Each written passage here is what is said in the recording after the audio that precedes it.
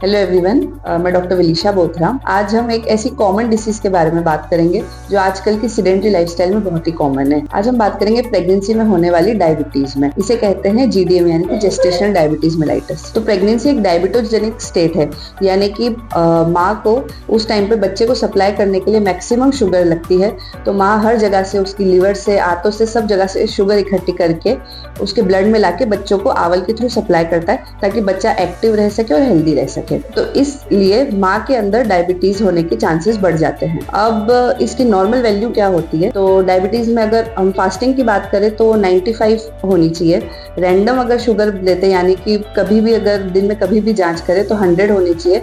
अगर खाने के 1 घंटे बाद करते तो 140 से ज्यादा नहीं होना चाहिए, और 2 घंटे के बाद करें तो 120 से ज्यादा नहीं होना चाहिए। अब इसके लिए हम कौन सा टेस्ट कर सकते हैं? तो ये टेस्ट होता है हमारे 6-7वें महीने में, यानी 24 से लेकर 28 वीक्स तक, जिसमें हम करते हैं ओजीटीटी, ग्लूकोज टॉलरेंस टेस्ट। उसमें हम महिला को बिना फास्टिंग करे कभी भी दिन में कभी भी आए महिला, तो उसे हम 75 ग्राम ग्लूकोज पिलाते हैं और उसके 2 घंटे बाद उसकी शुगर जांच होती है। अगर वो 140 आती है तो बिल्कुल नॉर्मल है। अगर वो 140 से 200 के बीच में आती है, यानी कि उनको प्रेगनेंसी में डायबिटीज हो चुकी है। और अगर वो 200 से ऊपर आती है तो उनको पहले से डायबिटीज, यानी प्रेगनेंसी होने के पहले से डायबिटीज है जो उन्हें पता नहीं थी। अब इसके क्या क्या रिस्क फैक्टर है? अगर आपकी एज 40 से ज्यादा है, अगर आप 40 से उम्र के बाद प्रेगनेंसी कंसीव करी है, या फिर आपको पहले पीसीओडी रहा है, या फिर आपकी फैमिली हिस्ट्री है, अगर कोई बच्चा आपका पहले पेट में ही खत्म हो गया बिना किसी कारण की वजह से, और अगर पेट में पानी ज्यादा है, तो ये सारे हाई रिस्क फैक्टर होते हैं जिसमें डायबिटीज होने के चांसेस होते हैं। अब इसमें बच्चे पे और माँ पे क्या असर आ सकता है? तो बच्चे में हार्ट डिसीज यानी कि हृदय की बीमारी हो सकती है, ब्रेन रिलेटेड डिसीज हो सकती है, स्पाइनल कॉर्ड डिसीज हो सकती है। बच्चे का वजन काफी ज्यादा हो सकता है, 3.5-4 किलो के ऊपर का वजन हो सकता है। उसके बाद जैसे आगे जाके उसको जॉन्डिस हो सकता है, आगे जाके बच्चे में डायबिटीज हो सकती है, बच्चे में मोटापा की शिकायत भी आगे जाके हो सकती है।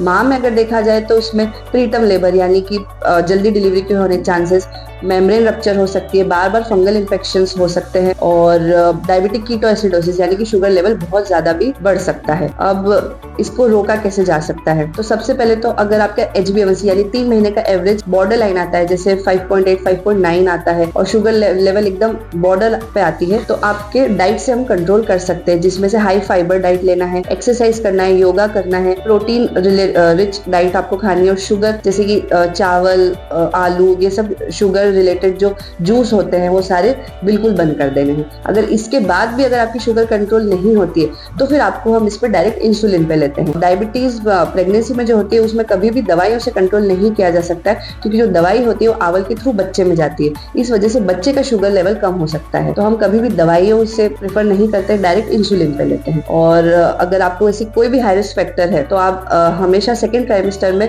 ग्लूकोज टॉलरेंस टेस्ट यानी कि शुगर की जांच जरूर से करना है।